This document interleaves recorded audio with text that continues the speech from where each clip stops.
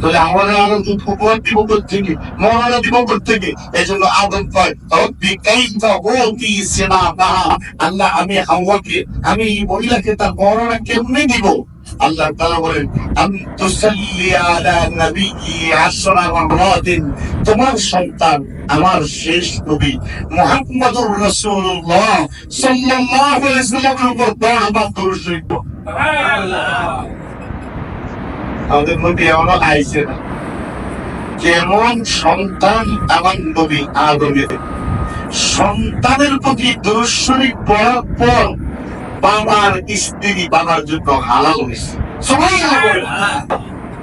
কেমন সন্তান, যে সন্তানের প্রতি দরুদ শরীফ পড়ার পর আদমের বিবি হাওয়া আদমের জন্য হালাল হয়েছে।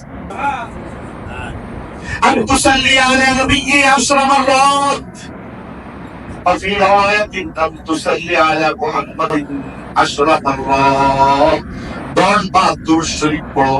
ইমাম আবু বকর ইবনে আবি দুনিয়া রাহিমাহুল্লাহু তাআলা ওনার কিতাবে হাদিসটা বিশুদ্ধ সনদে লিখেছেন। অতঃপর আদম 10 বার দরুদ শরীফ পড়ার পর আল্লাহ বলেন আতাইতা সিলামাহা ফাহিয়া লাকা হালাল, এখন তোমার বিবির মহারানা পরিশোধ হয়েছে, এখন হাওয়া তোমার জন্য হালাল। ফাকুলা মিনহা রাগাদান হাইসু শিতুমা ওয়ালা তাকরাবা হাযিহি শাজারাতা ফাতাকুনা মিনাল যালিমিন। এখন আদম আর হাওয়া যেখান থেকে ইচ্ছা জান্নাতের খাও, যেখানে ইচ্ছা বিচরণ করো, শুধু ওই নিষিদ্ধ গাছের ফল খাও না। খেয়াল করে আল্লাহ বলছেন দুইজনে সমান তালে খাও। কারণ খাওয়ার ক্ষেত্রে দুইজনের মধ্যে আল্লাহ কোনো বৈষম্য করছেন। আপনারা জানি আমার কথা বুঝতেছেন নি ভাই? আল্লাহ কোন আদমে যতটুক খাইব হাওয়া অর্ধেক খাইব এরকম কথা বলছেন। বহু ঘর এমন আছে স্বামী এক প্লেট ভাত খায়, স্ত্রী পুরা বাতিল হয়ে হইয়ে, এরকম আছে না? বেশি খায় স্ত্রী, বেশি কোন সংসার আছে স্ত্রী কম খায় স্বামী বেশি খায়। তাইলে প্রয়োজন মোতাবেক স্ত্রী আর স্বামী দুইজনে খাবারের ব্যাপারে তাদের অধিকার সমান।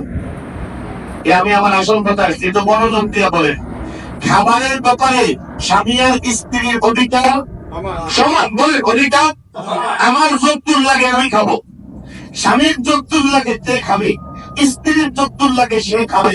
তাহলে বোঝা গেল খাবারের ব্যাপারে তাদের দুইজনের অধিকার। পোশাক স্ত্রীর যতদূর লাগে ততদূর পড়বে, স্বামীর যতদূর লাগে ততদূর পড়বে। তাহলে বোঝা গেল পোশাক পরার ব্যাপারেও দুইজনের অধিকার। সময়, খাবারে, বসবাসে, পোশাকে, সব জায়গায় স্ত্রী আর স্বামীর অধিকার সমান। যদি আপনি মনে করেন যে স্বামীর যদ্দূর স্ত্রীকে সবসময় তদ্দূর দিতে হবে, তাহলে কোন মহিলা কাপড় পরতে পারবে না। স্বামী যেই সাইজের শার্ট পরে এই সাইজের জামা কি স্ত্রী হবে? স্বামী যে সাইজের জুতা পরে এই সাইজের জুতা কি স্ত্রী হবে? তাহলে স্বামীর প্রয়োজন মতো স্ত্রীর প্রয়োজন মতো খাবার, পোশাক এবং জীবন যাপনে যা তাদের দুইজনের অধিকার সমান বরাবর। আল্লাহ তাআলা বলেন ইয়া আইয়ুহান নাসু ইন্না খলাকনাকুম মিন যাকারিন ওয়া উনসা وجعلناكم شعوبا وقبائل لتعارفوا إن أكرمكم عند الله أتقاكم। এই দুনিয়ার মানুষ, নারী পুরুষ তোমাদের অধিকার বরাবর, তোমাদের অধিকার সমান। নারী হিসাবে পুরুষের উপর কোনো মর্যাদা নেই, পুরুষ হিসাবে নারীর উপর কোনো মর্যাদা নেই। মর্যাদা হলো একমাত্র তাকওয়ার দ্বারা। কি দ্বারা? আমার দিল করে বলেন না, কি দ্বারা?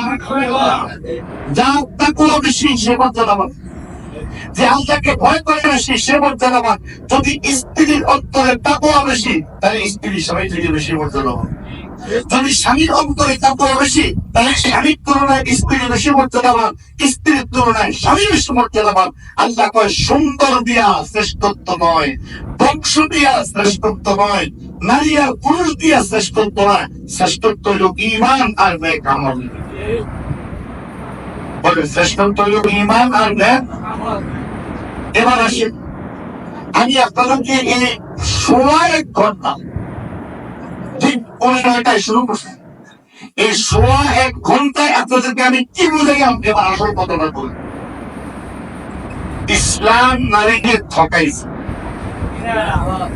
আপনারা তো জেনা কইবেন আপনারা তো মুসলমান, এখানে তো শাহবাগী কেউ নাই, এখানে তো নাস্তিক কেউ নাই, আপনারা তো আমার লগে একমত হইবেনি। কিন্তু ইসলাম নারীকে ঠকাইছে এবং কথা বলনেওয়ালা আসেন, নারীর অধিকার ইসলাম নষ্ট করছে, নারীর সাথে বৈষম্যমূলক আচরণ করছে, নারীকে ঘরে আবদ্ধ করছে, এমন কথা বলনেওয়ালা লোক দেশে আসে না ভাই? এরা আমাদেরকে নারীর অধিকারের সবক দেয়, নারীর মর্যাদার সবক দেয়। যখন নারী জন্মগ্রহণ করা অপরাধ ছিল, মেয়ে জন্মগ্রহণ করিয়ে তাকে সঙ্গে সঙ্গে জীবন্ত দাফন করা হইতো, তখন এই মেয়েকে বাবার জন্য জান্নাতে যাওয়ার ওসিলা ঘোষণা দিয়েছেন কে? বলেন কে? মেয়েকে জীবন্ত দাফন করি, মেয়ে জন্মগ্রহণ করার সঙ্গে সঙ্গে বাবা চেহারা কালো হয়ে যায়।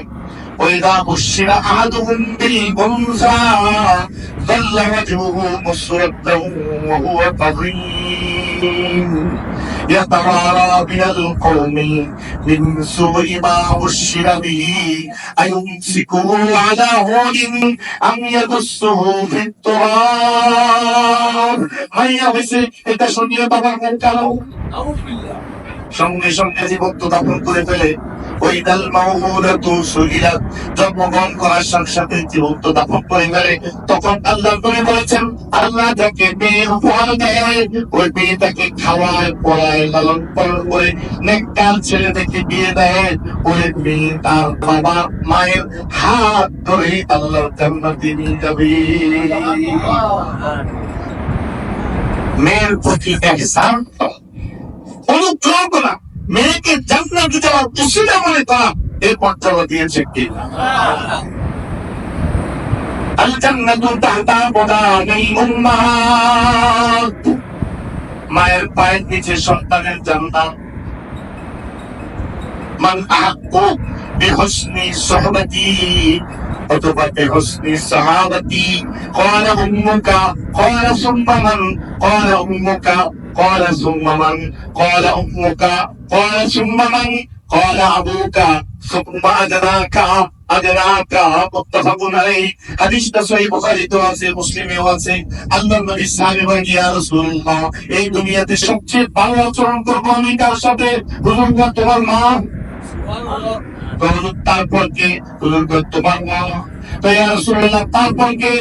তোমার মা। তারপর ইয়া রাসূলুল্লাহ তারপর কি? আল্লাহ নবী বলেন তোমার বাবা, তারপর তোমার নিকটতম আত্মীয়স্বজন, তারপর তোমার নিকটতম আত্মীয়স্বজন। নারীকে মা হিসাবে মর্যাদা দিয়েছে কে? আল্লাহ। কথা বল না কে? মেয়ে হিসাবে মর্যাদা দিয়েছেন কে? আল্লাহ। স্ত্রী হিসাবে মর্যাদা দিয়েছেন কে? আল্লাহ। কোরআনে কারীম জায়গায় জায়গায় স্ত্রীর হকের ব্যাপারে কথা বলছে, যে তিনি আপনার সাথে আছে, যাকে আপনি স্ত্রী হিসেবে গ্রহণ করেছেন, তার হক, তার মর্যাদা, তার বর্ণনা নিয়ে আল্লাহ তাআলা কোরআনে কারীমে জায়গায় জায়গায় বলেছেন। সহিহ সহিহ অসংখ্য হাদিসে আছে। একটা মাত্র হাদিস আমি আপনাদের পিছনে সময় পাবো। মানে আয়েশা হলো কদ্দুরাই, মানে তার অর্থ সিনজি পর্যন্ত চলে আসছে। মাশাআল্লাহ, এটা শিয়াব শুরু করেন গল্প পর্যন্ত। এই তো আমি কথা শেষ করতেছি, আমার শেষ কথাটা মন দিয়ে শুনেন। আল্লাহ হাবিব সাল্লাল্লাহু আলাইহি ওয়াসাল্লাম বলেন, ইস্তাউসু বিন-নিসাই খায়রা, তোমার স্ত্রীর সাথে সর্বদা কল্যাণের আচরণ করো। ফাইন্নাহুন্না ইনদাকুম আওয়ানিন, কারণ তারা তোমাদের কাছে আমানত, তারা তোমাদের অনুগ্রহ প্রার্থী, তারা তোমার হেফাজতে আছে, তোমার নিরাপত্তা আছে। ফাইন্নাকুম ইনদামা আখাযতুমুহুন্না বিআমানাতিল্লাহ ওয়াস্তাহলালতুম ফুরুজাহুন্না বিকালিমাতিল্লাহ, তোমরা এই মহিলাটাকে স্ত্রী হিসাবে গ্রহণ করছো আল্লাহর কাছ থেকে আমানত হিসাবে। মকাম কি হিসাবে? তাই আমার স্ত্রী আমার কাছে কারামারক, আল্লাহ খবরদার তাদের সঙ্গে খারাপ আচরণ করবো না।